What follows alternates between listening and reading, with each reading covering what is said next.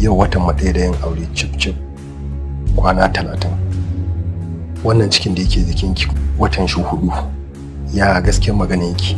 Kana da a nan gidan ne ke kai? Maganin banza, maganin wofi, maganin shirme. Wani irin uba ne? Wanda yake koran ɗansa ta kafin ya fito ya sha iskan duniya. After their wedding, she is 3 months pregnant. What do we call that? Miracle, luck, destiny, or ill fate?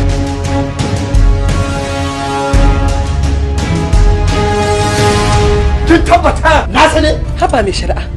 Wannan wace ne tabbaya kake mata? Ka san fa duk cikin unguwan nan ba wani gida mai tarbiyyar gidan nan. TJ Multipurpose re-emerges with another super package. Kuru. Cikin minti 5 ka sa hannun ka ɗebi ɗumbin dukiyar da har iya rayuwarka ba ka yi amfani da ita. Wannan ɗakin da kuka kulle na a ciki, idan da zai zamto shine ɗaki na ƙarshe da zan rayu har abada, wannan ba zai taɓa sawa in saka hannu akan wannan takardar ba da kake gani. A tunaninka kenan.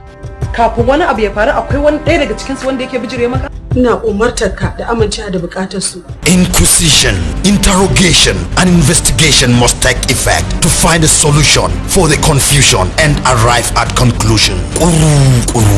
Me ka ni gidan nan, ga gidan ba kowa daga ni sai kai. Ki saki jikinki.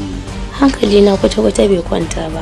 Sadam ya yi amfani da wannan dama ya bi duk hanyar da zai bi cikin dabaru har sai da ya samu zuciyar Islam kuma ta amince da shi. Zan faɗi gaskiya tsakanina da Allah. Ashe haka Sadam yake, kana ganin shi shiru-shiru kamar mutumin arziki, ashe azalimi ne. Saddam ya nemi Islam bisa rashin amincewarta. A bisa wannan kotu ta same shi da laifin fyaɗe. Executive producer Mustapha B. Mai Dalailu, co-producer Abubakar Tuge, story and screenplay A.U. Usman. Kuru, produced by Salihu Muhammad, assistant director A.U. Usman, and directed by Nura Mustafa Waye. Wannan rana ta zame min bakar rana a cikin ranakun da ne a duniya. Islam, kada ki furta komai. Ke bar wannan magana, kada ki faɗi komai. Sai na faɗa Sadam, ko da ko wannan ita ce za ta zame min kalma ta ƙarshe a duniya. Wanda ya min cikin da yana nan tare da mu